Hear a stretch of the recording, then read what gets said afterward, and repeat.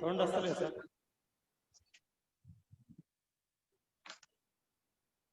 ఇప్పుడు వస్తుంది. So let us start today's biology online class. Today we will discuss about the evolution of transport system. Evolution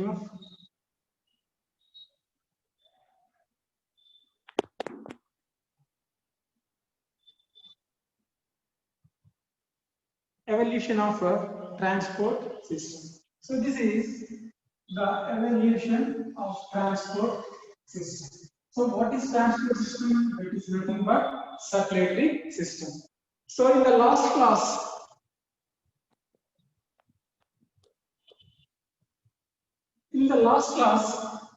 we have discussed about the heart.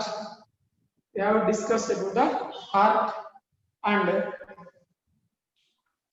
structure of heart, the types of blood vessels, all these. Then how the heart pumps the blood.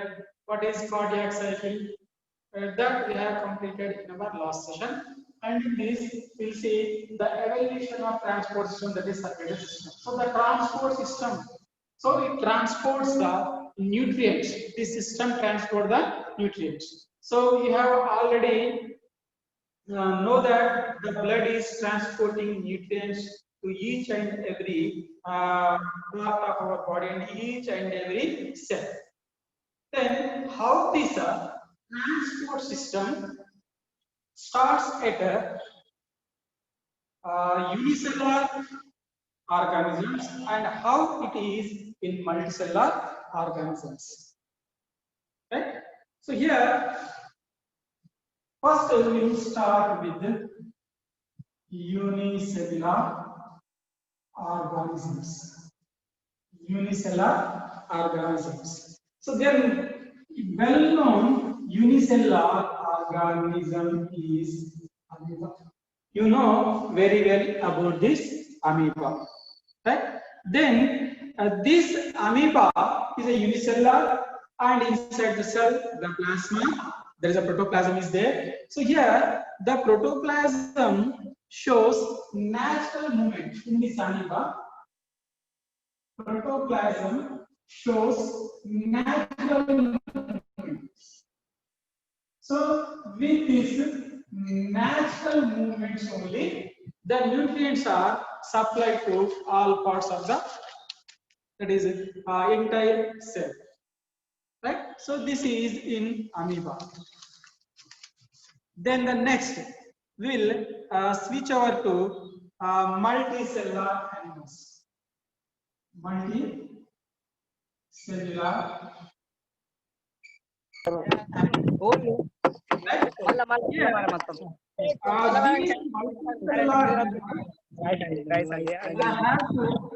Develop a complicated system for the transport of these materials.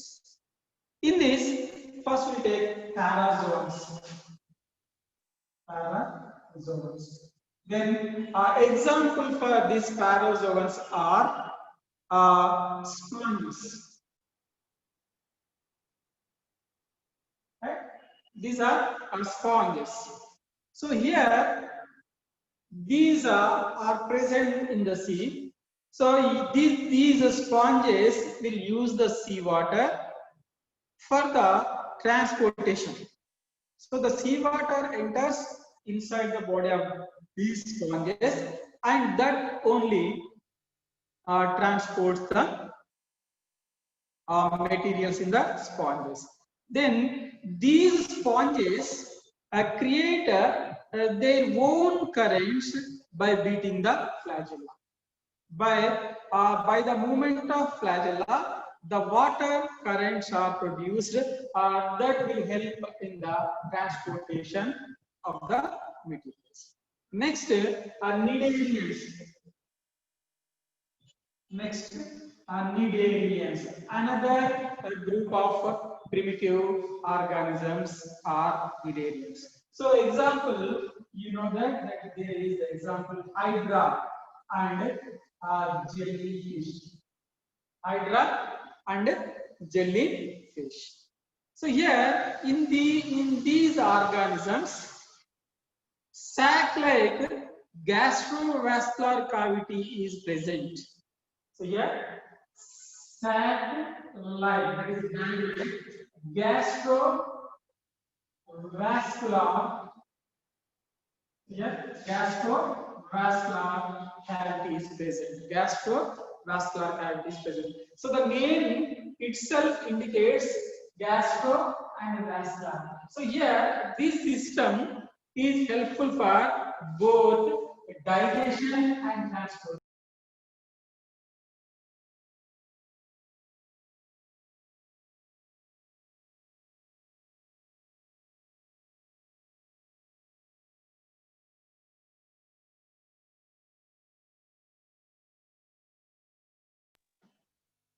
Digestion and transportation.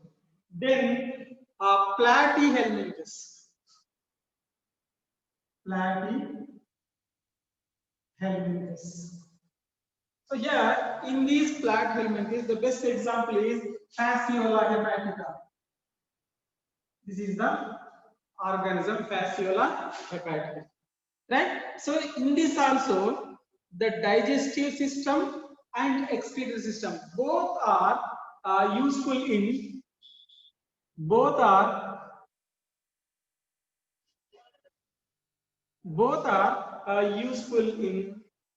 transportation of the material. So here also digestive excretory system and excretory system both are useful in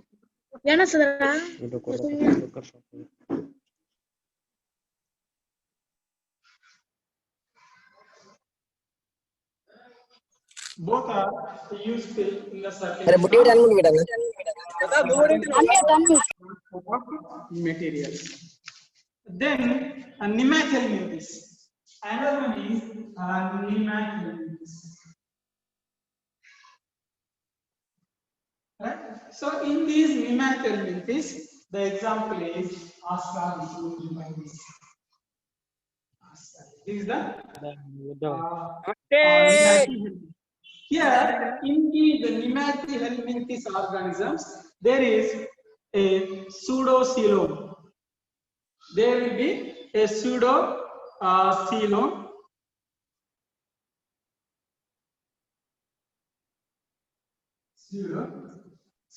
This pseudocoelom collects and distributes the material. So collection and distribution. The pseudocoelom collects the material and distributes the material. Collects and distributes the materials. Then the next one, annelids. Annelids.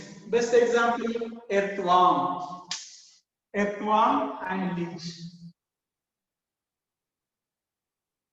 Earthworm and leech.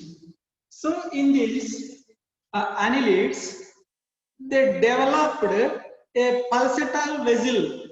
So pulsatile vessel means the vessel that shows some types of movements. By that, the materials are transported. So to move the fluid and the transportation, there is a heart. There is a blood, and through the blood, the material will be transported to all the cells of the body. Then the next is arthropods. So arthropods, example, you know very well that cockroach and many insects are examples for these arthropods. Here also one pulsating organ. So one pulsating organ. The pulsating organ is similar with the heart. That pulsating organ pump the blood.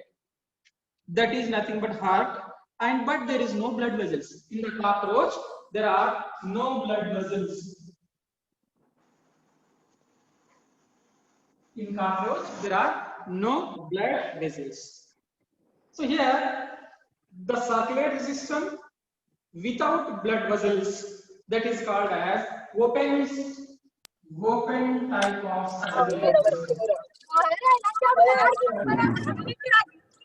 Circulatory system, open type of circulatory system. Ray, In a special structures called sinuses. It is open type of circulatory system. Then what is the closed? If it is a open type of circulatory system, there will be closed type of circulatory system.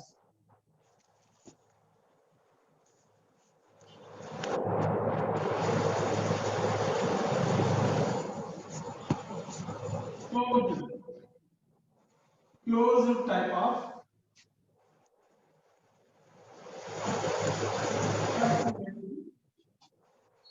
system, closed type of circulatory. So here, in this closed type of circulatory system, there are blood vessels. Blood flows in the blood vessels.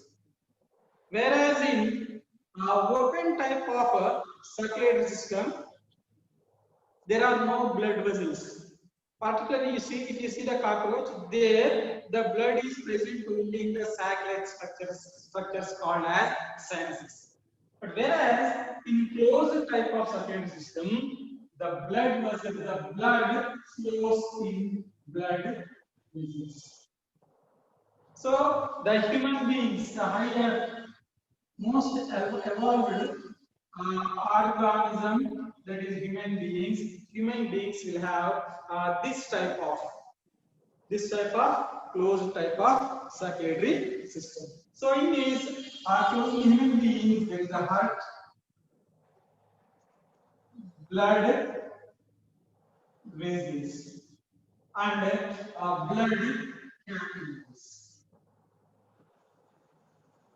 These are the parts of circulatory system in human beings. Then, with this, we have seen how the transport system is evolved from unicellular organisms, that is from amoeba, to a highly evolved multicellular organism, that is human beings. Now we will see. So see what is the blood pressure. So the next aspect in this topic is blood vessels. Sorry, blood pressure.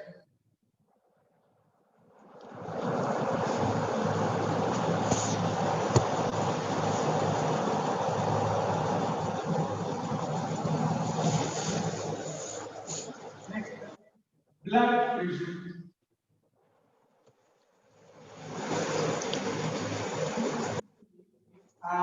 Known as BP.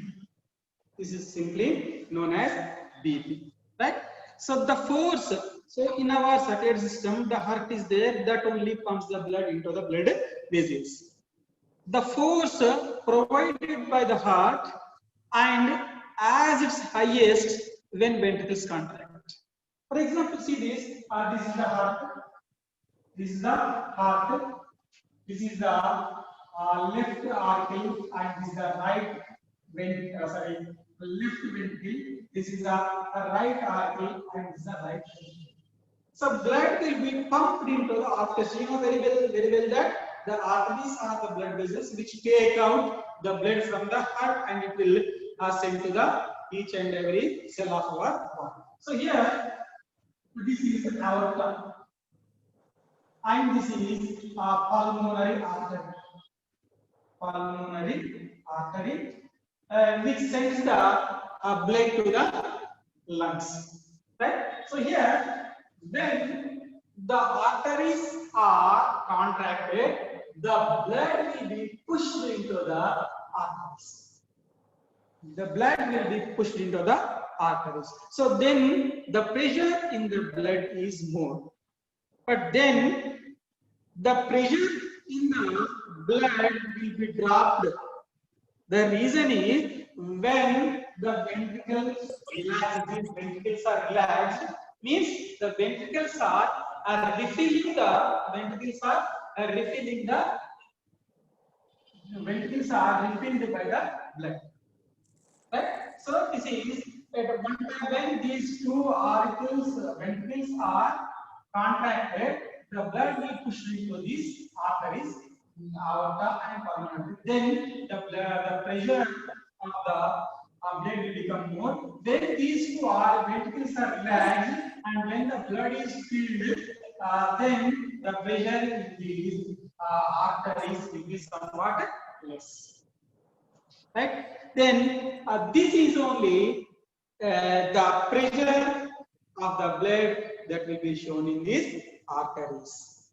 Then the blood pressure is generally measured in the upper arm artery.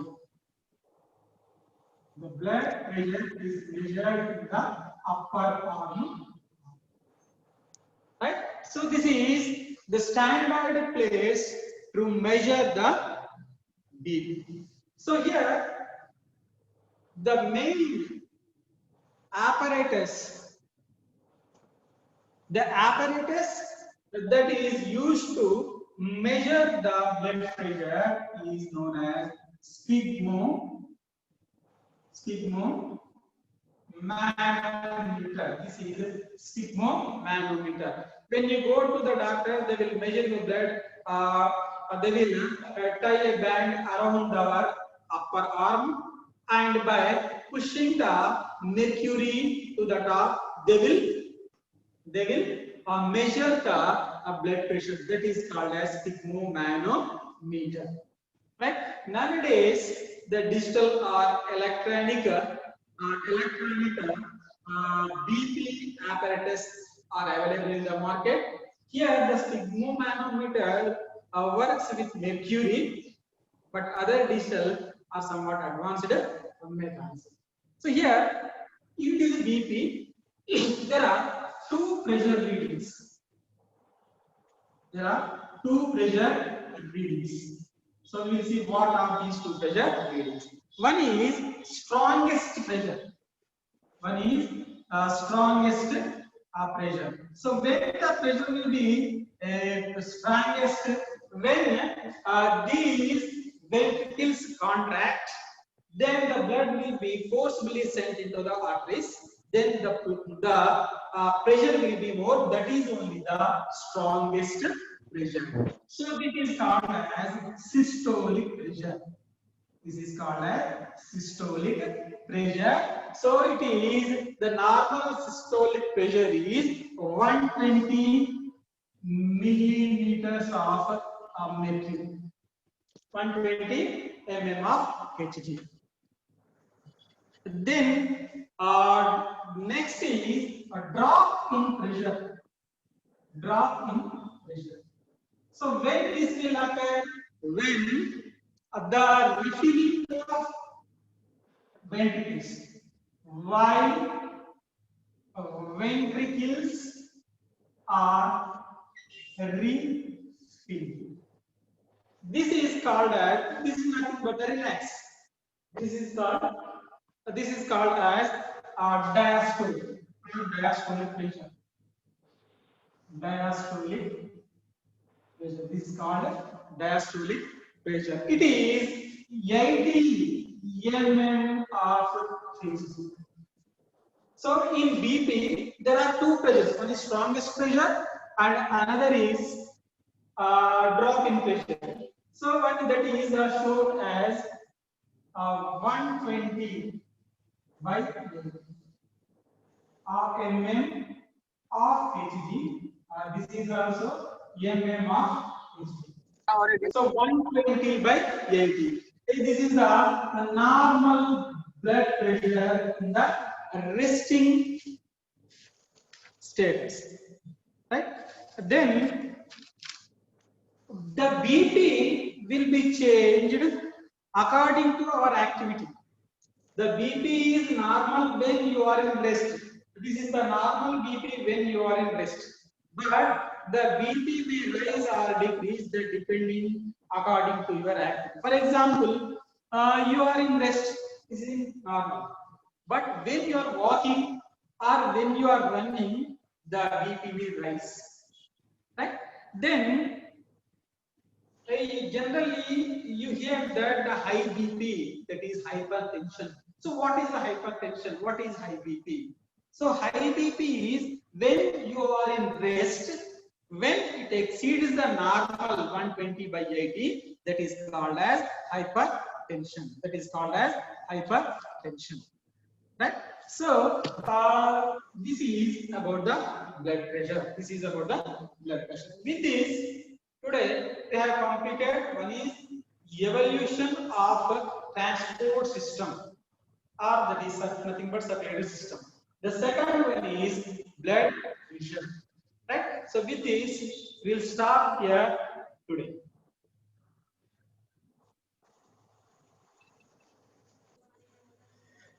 So with this, we have completed today's session, and tomorrow same time we will be on this class at same time, and I will keep a worksheet based on today's topic.